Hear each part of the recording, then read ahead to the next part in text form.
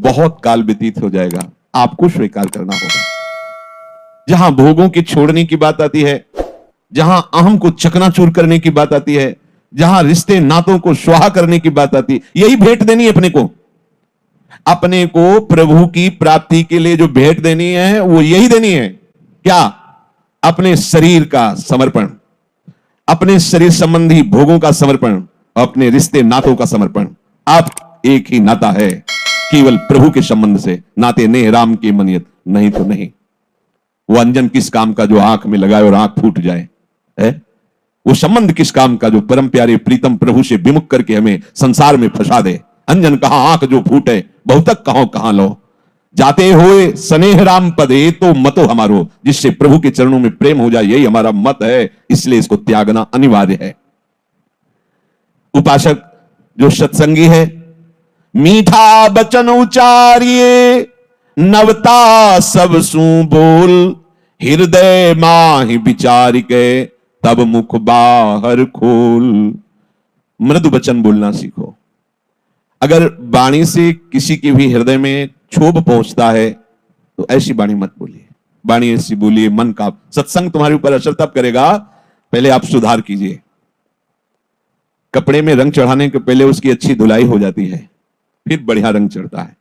ये बड़ा गंदा है हमारा अंतःकरण, इंद्रियां, तो हमें शुरुआत करनी है वाणी से। परुख वचन, सेवक जी भी महाराज कह रहे हैं, परुख वचन कबहू न कहा। नियम लीजिए, किसी को दुख देने वाले वचन नहीं बोलेंगे। नवता सबसु बोल, दैन्य होकर, तभी अंदर जो छुपा हुआ ठाकुर सबके हृदय में वो प्रकाशित होने लगेगा। जो देखेगा ना कि आप पद्धति से चल रहे, दैन्य भाव से चल रहे, तो मुस्कुराने लगेगा। फिर ये रूप अंतर ध्यान हो जाएंगे, वही दिखाएगा, दूसरा नहीं। कोई भी बात बोलने के पहले हृदय में विचार कर लीजिए कि कहीं ये किसी की निंदास्पद बात तो नहीं, इसमें दोष दृष्टि तो नहीं किसी की, इसमें किसी को दुख पहुंचने वाली बात तो नहीं है। ये तीन बातें देख लो। किसी को दुख पहुंचने वाली बात तो नहीं बोलने जा रहा हूं, इसमें किसी का दोष दर्शन करके बात तो नहीं बोल रहा हूं, किसी की निंदा तो नहीं कर रहा हूं। अगर ऐसा, तो वाणी बहुत अपराध करती है। सबसे ज्यादा पाप वाणी से होते हैं। वाणी को अपने लोगों ने शासन से बिल्कुल मुक्त कर दिया है। जो मन में आए सो बोलो, जैसे मन में आए वैसे बोलो। नहीं, वाणी एक अमूल है, जो कोई बोले जानी, हे तराजू तौल के तब मुख बाहर आनी। बहुत संभाल कर भजन करने वाले उपासक को वाणी पर विशेष ध्यान देना चाहिए। श्री चरणदास जी कह रहे हैं, बिना स्वाद ही खाइए राम भजन के हेतु, चरणदास कहे सूरमा, ऐसे जीतो खेतु। इस संसार रूपी रणभूमि पर यदि विजय प्राप्त करना है तो स्वाद रहित भोजन करने का अभ्यास करो। देखो, ये जो चटोरापन जवान में बैठ गया है, आप इच्छा मत कीजिए। आपके भरण पोषण करने वाले प्रभु हैं। कभी वो स्वादिष्ट पदार्थ मिल रहा है तो बिना स्वाद बुद्धि के भगवत प्रसाद रूपा, कभी रूखा सूखा मिल रहा है उसे पा लीजिए। अगर आपको ही बनाना है और भोग लगाना है तो ध्यान रखना है कि जैसे एक श्री जी को तो अब हलवा, खीर, ये आप सच्ची मानिए श्री जी ये सब नहीं पाती है। ये तो हमारे लिए आवश्यक है, पांच भौतिक शरीर के पोषण के लिए, तो उसका भोग लगता है। क्योंकि प्रभु को पवाए बिना तो वो ऐसे दर्शन कराते हैं। श्री जी और लालजू जो पाते हैं वो केवल प्रेम भोगता है, केवल प्रेम, दूसरा वो पान नहीं करते। हमारे प्रियालाल ये प्रेम स्वरूप है और ये प्रेम की ही क्रीड़ा करते हैं और ये प्रेम का ही भोग लगाते हैं। तो प्रेम तो जल से भी युक्त होकर के दिया जा सकता है। जो भी आप वो प्रेम से युक्त होकर दो, हमारे प्रभु पाएंगे। प्रभु पदार्थ नहीं पाते, प्रभु उसमें प्रेम जो उपासक का होता है वो प्रभु पाते हैं। ये बैठा लीजिए, ये भ्रम हटा दीजिए कि 56 प्रकार के भोग श्री जी को पवा के अधीन किया जा सकता है। फिर तो श्री जी अरबपतियों की ही होती, अपने गरीबों किंचनों की तो होती ही नहीं। लेकिन कहीं ऐसा नहीं पाया गया सिद्धांत। ये जो उत्तम उत्तम भोग वर्णन का है उसमें आपके जो उत्तम उत्तम भाव, आज प्रफुल्लित हो रहा है हृदय, आज श्री जी को खीर का भोग लगाएंगे, आज ये जो उसमें आपका आंतरिक भाव बन रहा है, तो अगर बाहर नहीं भी पदार्थ अर्पित किया और भाव बल गया तो श्री जी ने पा लिया। श्री जी पदार्थ भोक्ता नहीं है, ध्यान रखना। पदार्थ भोक्ता देहाभिमानी जीव होता है। इसीलिए बिना अधिकार के ये प्रेम रंग की बात नहीं बताई जाती कि ये देहाभिमानी जीव कहीं प्रिया प्रीतम की प्रेम रस क्रीड़ा को देह क्रीड़ा ना समझ ले कि भाई जैसे लोकवत ऐसे नहीं। श्री जी और लालजू ये प्रेम के खिलौना दो खेलत हैं प्रेम खेल। अब तुम काम खेल खेलने वाले, काम का आसक्ति पूर्वक सेवन करने वाले प्रेम खेल की बात ही नहीं जान सकते, क्योंकि वो सूक्ष्मतरम अनुभव स्वरूपम। शुरुआत कीजिए, ये भाव हटाइए कि श्री जी को रोज हलवा पूरी और सब पवाना है। अगर आपको ऐसा ही भाव दृढ़ है तो पवा के बांटना है, पवा के थोड़ा किनका लेके बांटना है, फिर बनाओ। ज्यादा स्वादिष्ट नहीं पदार्थ, ऐसे दाल रोटी दिखा के और पा लीजिए। ये जब तक तुम गरिष्ठ पदार्थ पाते रहोगे, मान लीजिए, बात मान लीजिए, देख लीजिए आप। एक बार झाड़ू मंडल के बलराम दास जी महाराज, बिल्कुल यमुना के पावन पुलिन पे ही बना हुआ है, इस साइड में राजमंडल के पास ही, ऐसे वृक्ष के नीचे बैठे हुए थे। तो माताएं बहनें यमुना अवगाहन कर, तो वस्त्र आदि, ये नियम है कि यदि आप यमुना के तट पर बैठे हैं तो दृष्टि संभालिए, क्योंकि स्नान के बाद वस्त्र आदि शरीर में, तो अगर हमारी अचानक दृष्टि जाती है तो प्रणाम मुद्रा होकर दोबारा उधर दृष्टि न जाए। अगर दोबारा दृष्टि गई तो फिर आपका मन मलिन होने लगेगा और वो अपराध माना जाएगा। तो आप तो भगवत प्राप्त महापुरुष झाड़ू मंडल के बलराम दास जी महाराज, दृष्टि गई तो काम जागृत हो गया। अरे वृद्ध मूर्ति, निर्मल हृदय, हलचल पैदा हो गई। सब शिष्यों को बुलाया और कहा अब हम प्राण त्यागने की हमारी इच्छा हो गई। ये सब क्या हो रहा है? सब लोग घबरा गए, बोले नहीं नहीं, अब हम अपने शरीर में प्राण नहीं रख सकते। महाराज जी कारण तो बता दीजिए, क्या प्रभु का संकेत है या कोई? बोले नहीं, अपराध बन गया। क्या? कोई माई स्नान कर रही थी, उसके शरीर को देखकर हमारे मन में मलिनता आ गई। समझ गए? वहां महाराज जी पहले वृंदावन की परिक्रमा लगाते हैं नाम कीर्तन करते हुए, फिर बाद में आप जैसा आदेश करेंगे जैसा। हाँ, ये भी ठीक है। मृदंग ढोल के साथ भगवान नाम का उच्च स्वर से गान करते हुए परिक्रमा, एकदम जैसे नशा उतर गया हो, एकदम शांत, एकदम प्रसन्नता, एकदम बड़ी महिमा है धाम प्रदक्षिणा की। भक्ति के 64 अंगों में प्रदक्षिणा भी एक अंग है। तो उनका अरे ये कैसे हमारे अंदर वृत्ति आ गई थी, कितनी निकृष्ट। पहले तो काम और फिर शरीर छोड़ने की बात। कल का प्रसाद कहां का था? उसे प्राय भिक्षान आता था। तो कहा कि गोविंद देव जी उस समय विराजमान थे, शायद गोविंद देव जी का, अब तो शायद गोविंद देव जी जयपुर में विराजमान है, वृंदावन के ही ठाकुर है, उनका प्रसाद है। जाओ जाओ पता लगाओ कल किसका भोग लगा था। वहां जाके पता लगाया कल किसकी तरफ से गोविंद देव जी भोग आरोगे। उनका कलकत्ता की एक वैश्या ने भोग लगाया था। बहुत गुस्सा लगी बलराम दास, ठाकुर जी के सामने गए और ठाकुर जी से कहा कि आपका प्रसाद ना पावे तो अपराध लगता है, प्रसाद पावे तो हमारा चिंतन बिगड़ गया। बोले हम क्या करें इसमें? ठाकुर जी से जब कहा जाता है कि गोविंद देव जी का प्रसाद है या अमुक ठाकुर जी का प्रसाद है, तो हमें पाना ही है, क्योंकि हमारे आराध्य देव है। और ना पावे तो अपराध लगता है, और पावे तो देखो कैसी बुद्धि कर दी। क्या है ये? तो जो सिद्ध पुरुष होते हैं भगवान उनसे बात करते हैं। सिद्ध पुरुष का मतलब होता है प्रभु के सिवा जिनके हृदय में कहीं कोई राग नहीं है, तो उनका प्रभु से इतना अपनापन होता है जैसे छोटे बच्चे का मां से होता है। वो लड़ भी सकते हैं, वो बात भी कर सकते हैं, वो रूठ भी सकते हैं, तो मां जैसे बच्चे को मनाती ऐसे प्रभु मनाते हैं। तो प्रभु ने कहा कि प्रसाद का मान रखने के लिए किनका ले लो और माधुकरी मांग के पाओ। हमने कब आदेश किया कि आप पूरा का पूरा शब्द, हाँ ये ठीक है। उन्होंने उसमें नियम लगाया अपने परिकर को कि ठाकुर जी का प्रसाद किनका और माधुकरी। ये बात ठाकुर जी के प्रसाद की लघुता के लिए नहीं कह रहे, उनको संपूर्ण चराचर जगत का यदि भाव देखो, वही आधार है, वही व्यवहार है, और वही सम है और वही विषम है। पूरे चराचर जगत का वो, तो उनमें कोई फर्क पड़ने वाला है क्या? उनमें, लेकिन अपने में पड़ जाएगा, क्योंकि एक सीमित शरीर है और ये तत्वों से, पंच तत्वों से बना हुआ है। इसमें जैसा जाएगा वैसा भाव प्रकाशित होगा। चाहे कोई भजन करके सिद्ध हो गया हो, पर प्रभु के समान व्यवहार नहीं कर सकता।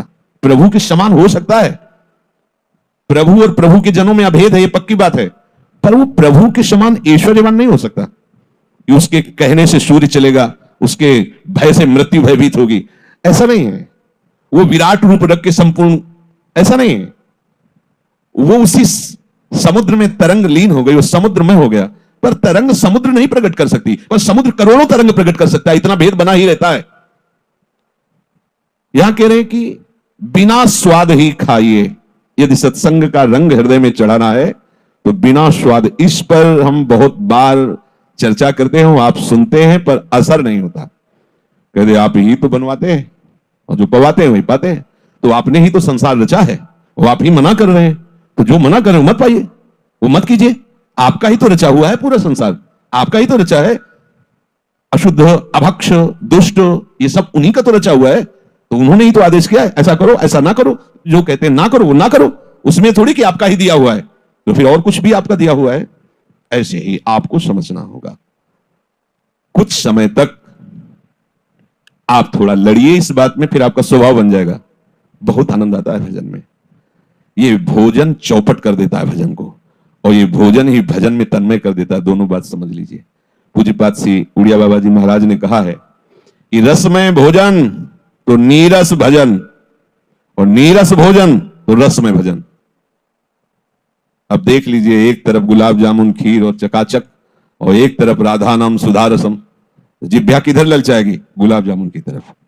राधा नाम सुधारसम का इसीलिए स्वाद नहीं मिल रहा, बिना स्वाद ही खाइए, पक्की बात है। अब इसको इस तरह में मत लीजिए कि वो निषेध करते हैं, उसका नकारात्मक भाव मत निकालना। वो तो निषेध करते हैं कि श्री जी को बस रूखी सूखी रोटी लगा, ऐसे कैसे हो सकता है हमारी श्री जी रूखी सूखी रोटी पाएंगे? ऐसा भाव हम कह रहे हैं तुम्हारा तो रोज 56 भोग लगाओ और थोड़ा किनका ले लो, और आप रूखी सूखी पाओ, पाना ही पड़ेगा यदि भजन करना है। और अगर आपको यह है कि बढ़िया बाल भोग और राजभोग और शयन भोग, तो फिर और भी भोग हैं, इतने से ही काम नहीं चलेगा। और भोगों में उतरे तो फिर और भी भोग हैं जो नहीं चाहते, वो भी भोगने पड़ेंगे। आप समझ लो, अगर इस चक्र से मुक्त होना है, भोग और रोग से, भव रोग से और इस भोगों में सुख बुद्धि से, तो सबसे पहले वाणी और रसेंद्री दो का सुधार कर लीजिए, सब सुधार हो जाएगा। ये जो अच्छा अच्छा पाने की, कुछ अच्छा नहीं है यार, कुछ अच्छा नहीं। यहाँ घाटी के नीचे सब माटी है, बस वो कुछ सेकंड का ऐसा है। संभालिए इसको, देखो आज से भोजन में सुधार कीजिए। पर अगर हमारी बात पर आप श्रद्धा नहीं करेंगे तो अरे ठाकुर जी का प्रसाद, श्री जी का प्रसाद, मीरा जी तो जहर पी गई थी, ये तो खीर पूड़ी है, समझो, ये तो खीर पूड़ी है, ये तो गुलाब जामुन की, और आप रोक रहे हो। मीरा जी ने जहर पी लिया था, वो जानता है अंतर्यामी। फिर किसी दिन ऐसा प्रसाद आएगा, बासी है क्या, खट्टा लग रहा है, यमुना जी को पवा दो, पधरा दो। हम सुना है ना, जय हो यमुना जी को। वो देख रहे हैं ना, मीरा जी ने जहर पिया था, तुम 2 दिन का बासी प्रसाद नहीं, प्रसाद में कोई बासी होता है? ये चतुरता मत करना, नहीं अति नागरी वृषभानु की रूप राशि अति चतुर, फंस जाओगे। बिल्कुल सीधे भाव में रहो। बिना स्वाद ही खाइए, किस लिए? बोले राम भजन के हेतु, प्रभु का भजन करने के लिए। चरणदास का है सूरमा, वही योद्धा है भगवत मार्ग का, जो इसको सुधार ले। जैसे कुछ ऐसे विरक्त जन हैं जिनके पास भोजन की अव्यवस्था है, कभी कभी जैसे कहीं भंडारा हो रहा है, उनको ऐसा पाना पड़े, तो हमने बड़े बड़े महापुरुषों से इस विषय में चर्चा जब की, तो उनका पहली पंगत हो जाने के बाद दूसरी पंगत में बैठना नहीं है, वहां जाके याचना करनी कि अगर आप दे सकते हैं तो सब्जी दे दीजिए, 4 पूड़ी दीजिए, आगे जो मीठा दक्षिणा और ये सब नहीं, कुछ नहीं बिगड़ेगा, कुछ नहीं बिगड़ेगा। वहां से हटिए, यमुना के पावन पुलिन पर बैठकर पा लीजिए, भजन में कोई विघ्न नहीं पड़ेगा। पर अगर बैठ करके और ऐसे, तो फिर आप खुद अनुभव कर लीजिए, अपने खूब अनुभव किए हैं क्योंकि विचरण किए, उसको आप देख लीजिए। पूज्यपाद उड़िया बाबा की उसमें सुनाया भी है। एक बार पूरी मंडली बाबा की जा रही थी, तो गांव में एक धनी मानी आके प्रणाम किया और कहा आज रुक जाइए प्रसाद। कहा हम गांव के अंदर तो रुकेंगे नहीं, बाहर वृक्षावली थी, वहां रुक गए। बाबा उड़िया बाबा और परिकर, बहुत सुंदर सुंदर प्रसाद पवाया सबको। सुबह हुआ तो सब एक दूसरे के मुख की तरफ देख के कह रहे थे आज तो हमें नियम भ्रष्ट हो गया हमारा। उसने कहा हमारा भी, सबने बताया। और बाबा तो परमहंस ब्रह्म स्वरूप, वो तो जरा से पद्मासन में बैठे, इतनी सामर्थ्य। तो बाबा ने बुलवाया उस व्यक्ति को और कहा साहब जितने साधु जन हैं सबके नियम भंग हो गए, क्या बात है, सही बताओ, कोई अपराध नहीं लगेगा। तो उनका हमारे पुत्र नहीं होता, हम पुत्र की भावना से पति पत्नी ने मिलकर के स्वयं बनाया और अच्छे अच्छे पदार्थ, सबका ब्रह्मचर्य नष्ट हुआ, सबका शुक्र दोष हुआ। देखो अन्न का प्रभाव, भोजन का प्रभाव, इसीलिए विरक्त को भिक्षान्न, किसी एक कांग में, बस उसमें जो ये देखना है कि जिस दिन बहुत रुचिकारी भोजन हो, जो बहुत अच्छा लगता हो, उसको थोड़ा ले लीजिए, बकाया मत लीजिए। है हिम्मत कि आज तो जुवती तेरो बदन आनंद भरे, एक तरफ ये है और आज तो ये है। अब उधर से ये हम सत्संग का असर कैसे हमारे ऊपर हो उसकी बात कर रहे हैं।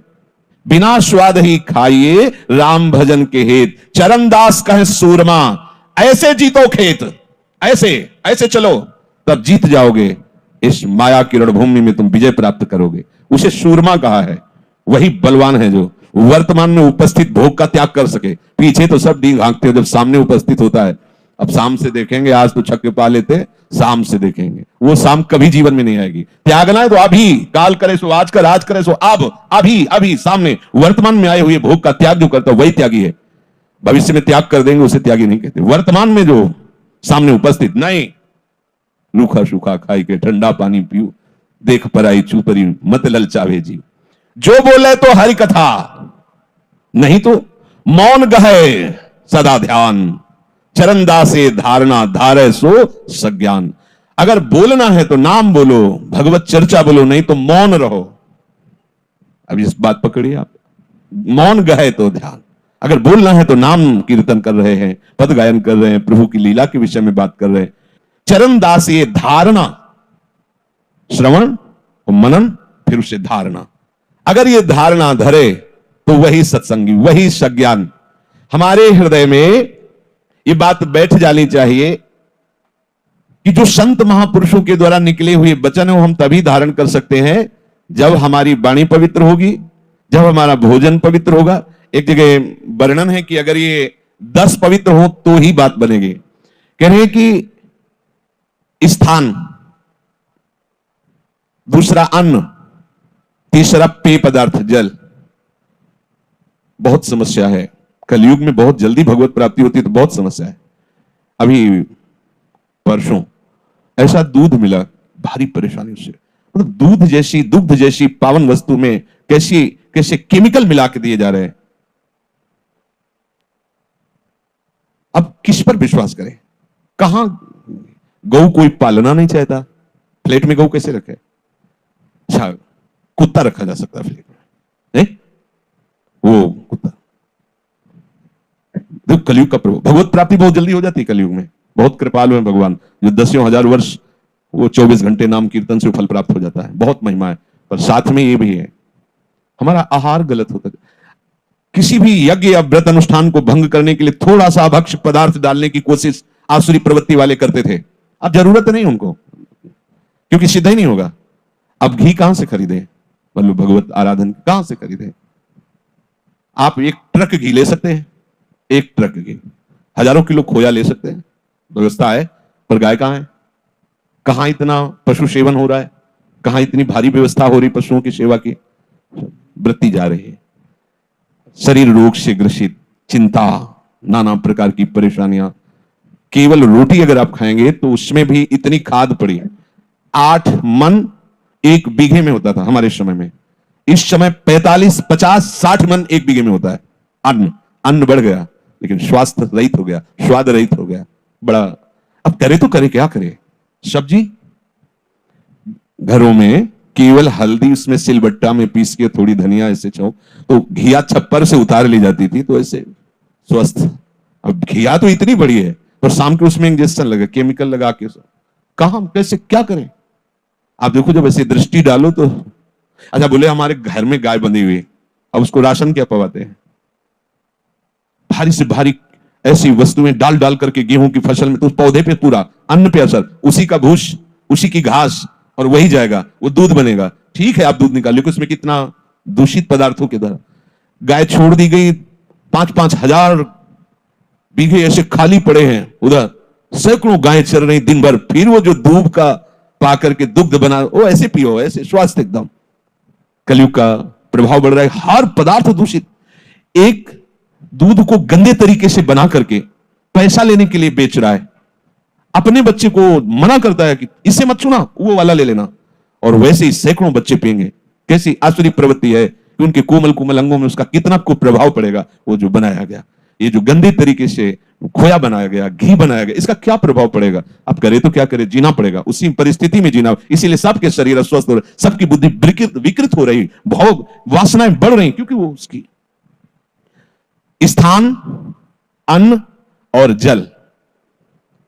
सबको लगता है वैज्ञानिक दृष्टि से कि कुएं का जल, लेकिन कुएं का जल इतना पौष्टिक होता है, स्वाभाविक जो स्रोत से धीरे धीरे धीरे आ रहा है, मशीन लगने पर उसका क्रम अलग हो जाता है। जो स्रोत से आता है, स्वाभाविक स्रोत से, उफान से, मीठा एकदम।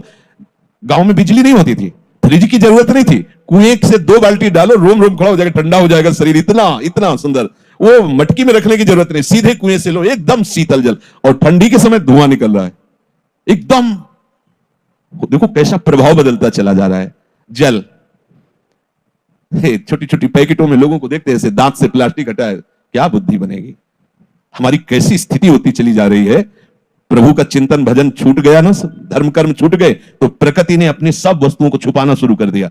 अब आप देख लीजिए, जल हमें शुद्ध मिलना मुश्किल हो गया है। अगर प्यास लगी, वृंदावन की परिक्रमा दे रहे हो, तो 10 रुपया की एक बिसलरी की बोतल खरीदो, कहां कैसे क्या, कोई प्रमाण उसका नहीं, और पियो।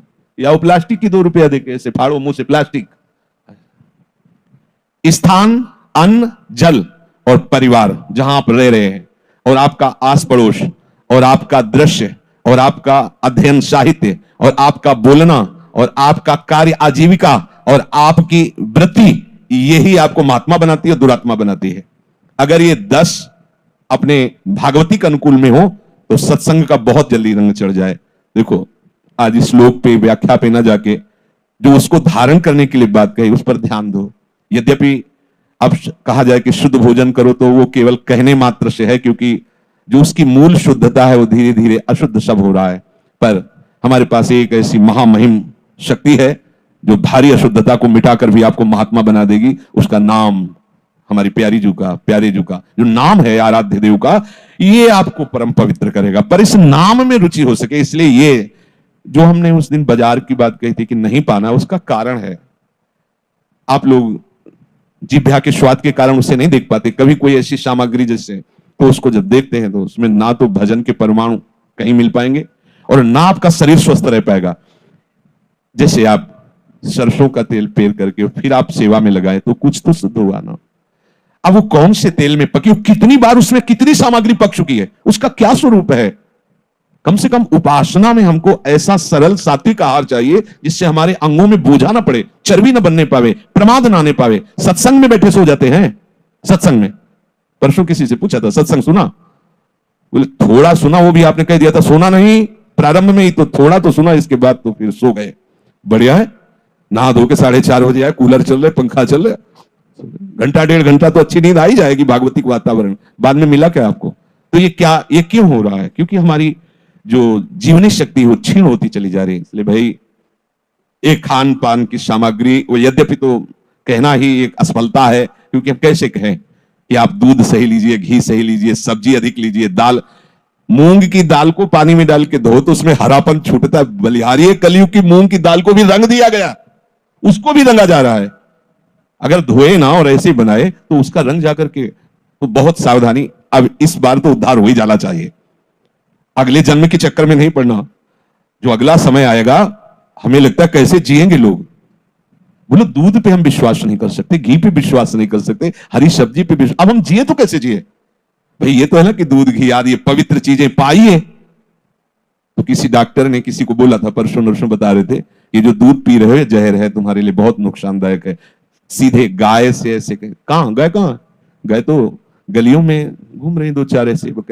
हाँ, कोशिश होगी कि लगभग एक मोहल्ले में अगर एक गाय नहीं होगी तो 10 कुत्ता तो होंगी। गली वाले नहीं, घर वाले नहला दुला के वो, ऐसा गाय नहीं रखी जा सकती। तो बहुत समय विपरीत, इसी जन्म में भगवत प्राप्ति हो जानी चाहिए।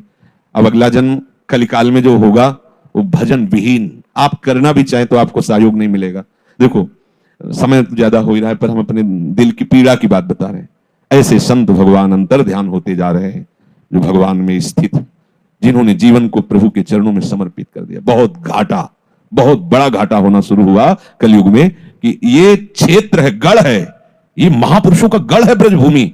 धीरे धीरे धीरे धीरे जो महान वैराग्य और अनुराग के पथिक धीरे धीरे अंतर ध्यान होता चला जा रहा है। अब आप देखो कैसी आधुनिकता से हम जकड़े जा रहे हैं। जहां एक क्षण भी हमारी वृत्ति प्रभु से अलग ना हो, वहां कुन कुन कुन कुन करता हुआ मोबाइल छाती में ही टंगा है, दूर नहीं, हृदय हृदय देश में जहां ठाकुर जी की छवि रखी जाती थी, स्मार्ट मोबाइल टंगा है। कपड़ा हटा के देखो तो यही टंगा मिलेगा। ऐसे कितना हम बदलते चले जा रहे हैं, कितना हम विक्षेप को स्वीकार करते चले जा रहे हैं। भजन मार्ग में विक्षेप को स्वीकार कर सिरहाने रखा है, नाम का चिंतन कैसे करोगे? कुन मैसेज आया, किसका मैसेज आया, नहीं तो कंपनी का। फिर चित्तवृत्ति कैसे समेट पाओगे? चित्तवृत्ति का निरोध करके नाम में और रूप में तन्मय कैसे कर पाओ? अगले जन्म के चक्कर में मत पड़ना। इतनी परेशानियां शरीर में हो जाएंगी कि तुम रामकृष्ण हरि की बात सुनने लायक ही नहीं रहोगे। अभी तो उठ के आ जाते हो 4:30 बजे, शरीर ही अस्वस्थ रहेगा खान पान नहीं से। 30-35 की अवस्था, दिल वो हार्ट अटैक कहते हैं। कैसे यार, ऐसा कैसे हो सकता है? ऐसा कैसे हो सकता है?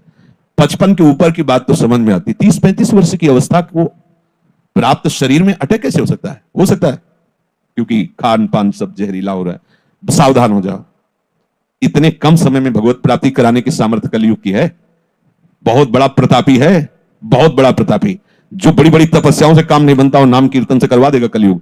पर उसके और भी कुछ ये हैं ऐसे, अगर इनमें नहीं संभले तो भजन में मन नहीं लगेगा। इतने सत्संगियों में काफी ऐसे होंगे जो पूरा सत्संग निकल जाए, अच्छा आओ चलो फिर मंगला में जो बजने लगता है तब उनके नेत्र खुलते हैं। बहुत ध्यानस्थ होकर सुनते।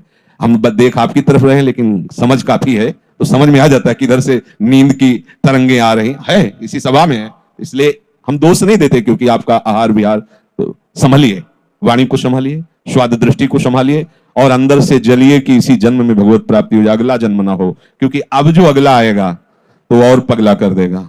हाँ, अब श्री जी के लायक नहीं रखेगा ये। अभी तो गुरुजनों के दर्शन हो रहे हैं, कुछ महापुरुष धीरे धीरे सब। अभी परसों के दिन एक सिख समुदाय से तो वो आए थे, तो उन्होंने कहा कि हम तरसते हैं कि हमें संत दर्शन हो जाए। हमारे गुरुदेव नानक साहब ने कहा है, जो सर संत के सामने झुकता है वही मुझे प्यारा है। तो बोले हम तरसते हैं। यहाँ हम बोले बहुत कोशिश करके आए अंदर और दर्शन किए, तो बोले हम यही संत दर्श के लिए तरस। तो वो काफी देर चिंतन में बात रही कि बात सही है। जिस गली से निकलो बड़े बड़े महापुरुष भजनानंदी, आज सब देखो पूज्य बाबा चंद्रशेखर जी महाराज जहां विराज, जब दृष्टि जाती तो हक से होता है। या अगर कहीं एक ऐसा कुछ बाबा की पादुका या कुछ ऐसा, तो चलो आओ सब ऐसे बड़े बड़े महापुरुष जिनका चिंतन केवल भगवत प्राप्ति जीवों को कैसे हो। रात दिन पूज्य स्वामी श्री राम सुखदास जी रात दिन यही सोच कि जीवों का कल्याण कैसे हो। भाई जी महाराज बड़े बड़े संत, गिरिराज जी सुशोभित हो रहे थे पंडित गया प्रसाद जी से। आपको लगेगा कैसी गलत बात कर रहे हो, गिरिराज जी नहीं, पंडित गया प्रसाद जी सुशोभित हो रहे थे गिरिराज जी से। देखो वो तो प्रभु है ही, उनमें तो कोई संशय नहीं, लेकिन उनका परिचय बताने वाले जब वहां हैं तब उनकी विशेष शोभा होती है। ऐसे महापुरुष अब अंतर ध्यान हो गए। अब ज्यादातर हमारी वृत्तियां रजोगुणी होकर भोगों में लग रही। काम बना लो, इसी जन्म में भगवत प्राप्ति हो जाए, ऐसी दृढ़ निष्ठा करो और कष्ट सहकर चलो। कष्ट सह जाओ, मानो मेरी बात, नहीं आगे जो जन्म आने वाला है, आगे जो पीढ़ी आने वाली है, सतमार्ग लुप्त हो जाएंगे। जैसे समय तो बहुत हो गया है, पूर्व में हम सुनते थे कि वर्णाश्रम धर्म लुप्त हो जाएगा, पर जब हम नैष्ठिक ब्रह्मचर्य में थे तो 50 ब्राह्मण सुबह आकर स्नान करके यज्ञोपवीत पहने त्रिकाल संध्या करने वाले 50 ब्राह्मण जाम रहते थे। 50 अपने अपने कोने में सब बिछाए कुशासन, सब सुबह मध्याह्न सायं में। देखो अभी ज्यादा समय नहीं हुआ, 30-40 वर्ष हुए होंगे और संध्या क्या है, ब्रह्मणत्व क्या है, खत्म। ऐसे ही आगे जब समय आएगा, साधु क्या है और भजन क्या है, भगवत प्राप्ति क्या है, ये धीरे धीरे ये न सुनने को मिलेगा, न समझने को मिलेगा, न चलने का उत्साह होगा। अभी सुन तो रहे हो आप कृपा करके, सुनने को तो मिल रहा है। अभी आपके हृदय में बचा है आध्यात्मिक बल, जिससे आप चलने के लिए तो सोच रहे। आगे ऐसा समय आएगा कि आप सोच भी नहीं पाएंगे इधर चलने। इसलिए पक्की तैयारी करो, इसी जन्म में श्री जी के पास चलना है। राधा वल्लभ लाल।